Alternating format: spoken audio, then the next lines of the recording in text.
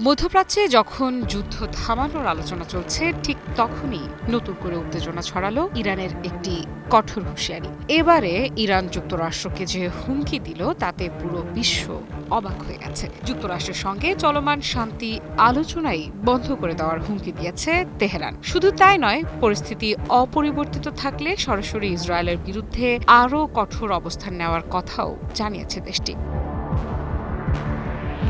কিন্তু কি ঘটেছে? কেন এমন অবস্থান নিল ইরান? এর প্রভাব ঠিক কতটা বড় হতে পারে? ইরানের পার্লামেন্ট স্পিকার মোহাম্মদ বাঘের গালিবাফ জানিয়েছেন, লেবাননে ইসরায়েলের চলমান হামলা বন্ধ না হলে যুক্তরাষ্ট্রের সঙ্গে চলমান আলোচনা আর এগিয়ে নেওয়া সম্ভব হবে না। সম্প্রতি লেবাননের পার্লামেন্ট স্পিকার নাবিহ বেরির সঙ্গে এক গুরুত্বপূর্ণ ফোন আলাপে তিনি এই সতর্কবার্তা দেন।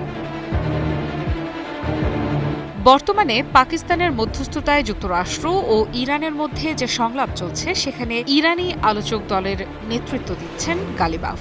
ফলে তার এই বক্তব্যকে শুধু রাজনৈতিক মন্তব্য হিসেবে নয়, বরং আলোচনার টেবিল থেকে দেওয়া একটি গুরুত্বপূর্ণ বার্তা হিসেবেও দেখা হচ্ছে। ফোন আলাপে গালিবাফ লেবাননের প্রতি ইরানের সমর্থনের বিষয়টি আরও স্পষ্ট করেন। তিনি বলেন, ইরান ও লেবাননের সম্পর্ক কোনো সাধারণ কূটনৈতিক সম্পর্ক নয়। দুই দেশের ভাগ্য ও নিরাপত্তা একে অপরের সঙ্গে জড়িত। তার ভাষায়, আমাদের জীবন এবং তাদের জীবন এক সূত্রে গাঁথা। এরপরই আসে গুরুত্বপূর্ণ বার্তা। গালিবাফ বলেন, যদি যুদ্ধ বন্ধের কোনো চুক্তি হয় তাহলে সেটি শুধু একটি নির্দিষ্ট যুদ্ধক্ষেত্রে সীমাবদ্ধ থাকলে চলবে না, বরং সব ফ্রন্টে হামলা বন্ধ করতে হবে। বিশেষ করে লেবাননে চলমান ইসরায়েলি সামরিক অভিযান বন্ধ হওয়া বাধ্যতামূলক।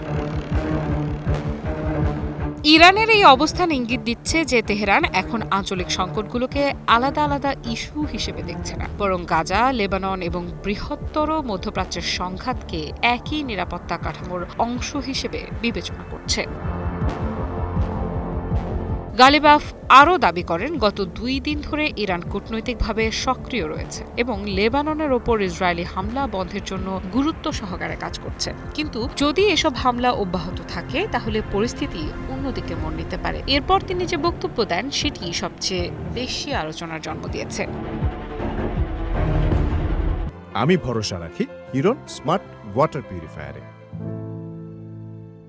গালিবাফ বলেন, যদি এসব অপরাধমূলক হামলা বন্ধ না হয় তাহলে ইরান শুধু আলোচনা প্রক্রিয়া বন্ধ করবে না, বরং সরাসরি ইসরায়েলের বিরুদ্ধে অবস্থান নেবে। এই বক্তব্যের অর্থ কি সেটি স্পষ্ট না করলেও অনেক বিশ্লেষক মনে করছেন এটি মূলত ওয়াশিংটন এবং তেল আবিব উভয়ের প্রতি একটি চাপ সৃষ্টির কৌশল। অর্থাৎ লেবাননের পরিস্থিতি অবনতির দিকে গেলে ইরান আলোচনার টেবিল ছেড়ে আরও কঠোর পথে হাঁটতে পারে।